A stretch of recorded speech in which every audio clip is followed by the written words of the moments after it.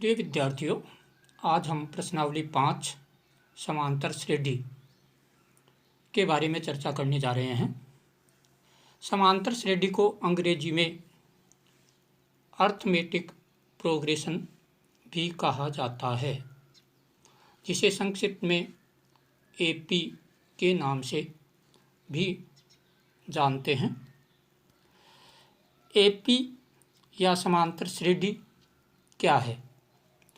तो इसके लिए आपको समझना होगा कि संख्याओं का एक ऐसा समूह है जिनके सभी पदों में अंतर समान हो, अर्थात सभी पदों का अंतर समान हो, ऐसी श्रेणी को समांतर श्रेणी कहते हैं।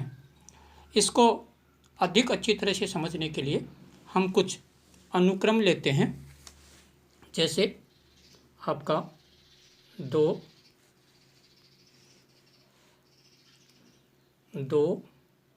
4, 6, 8 और 10।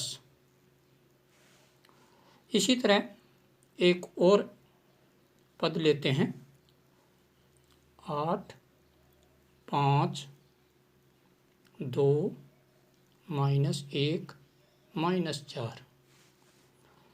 एक और उदाहरण लेते हैं 3, 7, 9 और 13।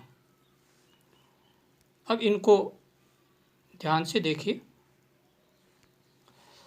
हमारे पास पहला जो उदाहरण है उसमें 2 का अंतर, 2 का अंतर, 2 का अंतर, 2 का अंतर, अर्थात पिछले पद में हम 2 जोड़ें तो अगला पद प्राप्त होता है। इसी तरह नीचे वाले अनुक्रम को हम देखें तो -3 अर्थात 3 घटाने पर -3, -3, -3 अर्थात 3 घटाने पर अगला पद प्राप्त होता है। सभी पदों का अंतर जो है वो समान है, परंतु नीचे वाले अनुक्रम में देखें हम पहले 2 पदों में 4 का अंतर, अगले 2 पदों में 2 का अंतर, फिर 4 का अंतर, अर्थात सभी पदों में अंतर समान नहीं है। इसलिए हमारा जो तीसरा उदाहरण है वो समांतर श्रेणी का उदाहरण नहीं है, ये संख्याएं समांतर श्रेणी में नहीं है, जबकि पहला और दूसरा जो उदाहरण है वो समांतर श्रेणी के उदाहरण हैं। अब हम चर्चा करते हैं कि जो समांतर श्रेणी है उसमें कुछ संकेत काम में लिए जाते हैं, जैसे ए एंड डी। तो इसको समझने के लिए हम पुनः जो है उदाहरण काम में लेते हैं 2, 4, 6, 8। इसमें जो समांतर श्रेणी है उसमें ए एन डी ये 3 चीज़ें काम में आएगी। एक का मतलब होता है पद, जैसे ये जो श्रेणी है उसमें A1, A2, A3, A4 प्रथम पद, दूसरा पद, तीसरा पद, चौथा पद। तो A का मतलब होता है पद, N का मतलब होता है पद संख्या, पदों की संख्या, पद संख्या। जैसे इसमें 1, 2, 3, 4, तो N का मान जो है वो है 4। अब चर्चा करते हैं हम D के सार्वंतर, जो कि काफ़ी महत्वपूर्ण है। इस प्रश्नावली में सार्वंतर ज्ञात करना काफ़ी महत्व रखता है अपना। तो यहाँ हम D ज्ञात करने जा रहे हैं और D ज्ञात करने के लिए हम सूत्र काम में लेते हैं A2 - A1, जिसको सरल भाषा में आप समझ सकते हो, अगले पद में से पिछला पद घटाना। तो यहाँ हम देख रहे हैं A2 का मान 4 -2 बराबर 2। इसी तरह आप A3 - A2 करके भी देख सकते थे, 6 - 4 बराबर भी 2 आता, 8 - 6 बराबर भी 2 आता। तो इस तरह से A, N और D ये इस प्रश्नावली में संकेत के रूप में काम करते हैं। अब हम चर्चा करते हैं इसका मानक रूप क्या होता है। जैसे एक उदाहरण लें अपन 3, 7, 11। तो इसमें प्रथम पद में यदि डी जोड़ दिया जाए तो ए प्रथम पद, इसमें ए प्लस डी जोड़ दिया जाए तो अगला पद प्राप्त आएगा। इसी तरह ए प्लस 2d जोड़ें तो इसका तीसरा पद प्राप्त होगा। जैसे ध्यान दें, इसका सार्व अंतर आपके पास देखें, सार्व अंतर इसमें है 4, तो 3 पहला पद, इसमें 3 में 4 जोड़े तो 7 और 7 में 4 जोड़े तो 11। इस तरह से ये इसका मानक रूप कहलाता है समांतर श्रेणी का।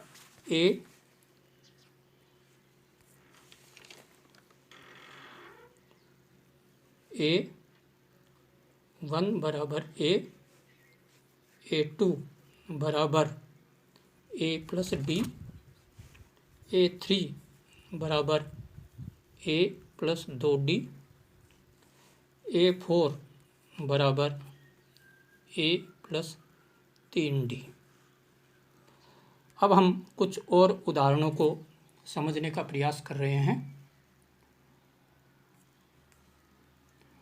यहाँ हम ले रहे हैं आपकी पाठ्य पुस्तक का उदाहरण संख्या 1। यहाँ आपको दे रखा है 5, -1, 3 और 7 का प्रथम पद और सार्व अंतर ज्ञात करो। तो इसके लिए हम -5, -5, -1, 3 और 7,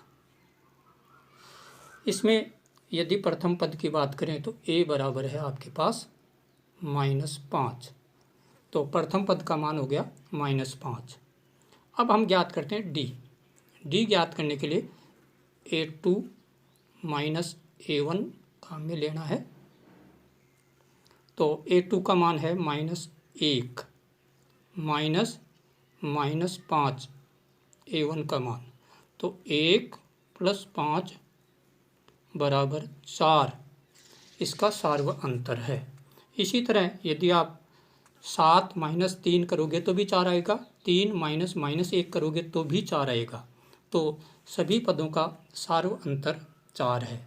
तो इसमें पूछे गए दोनों प्रश्नों का उत्तर इस तरह से हुआ कि प्रथम पद आपके पास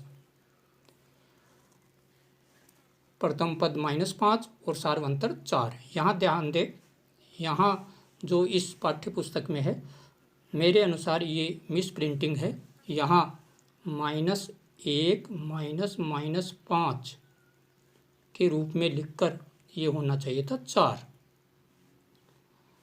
इसी तरह अब लेते हैं अगला सवाल। आपको कुछ अनुक्रम दिए गए हैं, इनके लिए समांतर श्रेणी की जांच करनी है कि ये समांतर श्रेणी में है या नहीं। तो इसके लिए हम देख रहे हैं अनुक्रम है 4, 10, 16 और 22। तो इसमें सबसे पहले A2 - A1 करते हैं। A2 - A1, तो A2 का मान 10 और A1 का मान 4, 10 - 4 बराबर 6। इसी तरह A3 - A2, 16 - 10 बराबर 6। इसी तरह 22 - 16 बराबर भी 6। तो हम देख रहे हैं प्रत्येक पद का अंतर समान है, सार्व अंतर समान है, अतः यह AP में है और सार्व अंतर 6 है। इसी में अगला जो उदाहरण दिया गया है उसमें जो संख्याएं हैं उनको भी हम समझते हैं। यहाँ A2 - A1 करें तो देखिए 2 - -2 बराबर 4। इसी तरह -2 - 2 बराबर इसने जो दे रखा है 0, इसके स्थान पर आना चाहिए -4। फिर A4 - A3, तो 2 - -2 बराबर 4। तो हम देख रहे हैं इसका सार्वंतर 4, -4 और 4 जो कि समान नहीं है, अतः यह AP में नहीं है। अब लेते हैं हम आगे अगला उदाहरण।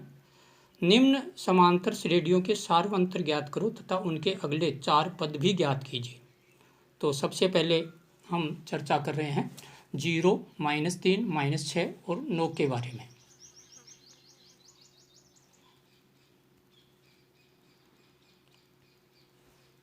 तो इसके लिए देखिए A2 - A1 -3 -0 ये 2 पद लेते हैं तो इनका सार्वंतर आता है 3। इसी तरह ये 2 पद लें -6 -3 तो -3। इसी तरह ये दोनों पद लें तो -9 -6 तो -3। तो ये AP में है और सभी पदों का सार्व अंतर इसके अनुसार आ रहा है आपके कितना, -3। अब अगले पद ज्ञात करने के लिए हमें प्रत्येक पद में जो अंतिम पद प्राप्त हुआ है उसमें हमें सार्व अंतर जो इसमें -3 आया है उसको जोड़ना है। तो हमारे पास A4 तक का मान आया हुआ है। A4 का मान है आपके पास -9 और सार्व अंतर है -3। तो A5 का मान ज्ञात करने के लिए A4 + D, -9 प्लस -3 अर्थात -12 हो जाएगा इसका 5वां पद। और छठा पद हो जाएगा -12 प्लस -3 -15। अगला पद 7वां पद हो जाएगा -18 -15 प्लस -3 बराबर -18।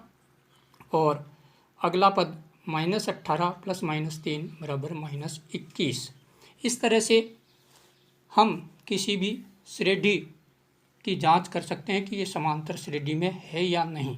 तो आपको अब बताई गई उदाहरणों के अनुसार प्रश्नावली 5.1 के विभिन्न सवाल हैं उनको हल करना है। कोई परेशानी हो आप हमसे पूछ सकते हैं। आज के लिए इतना ही। अगले वीडियो में हम कोशिश करेंगे 5.1 के कुछ महत्वपूर्ण सवालों को हल करवाया जाए। आज के लिए इतना ही, धन्यवाद।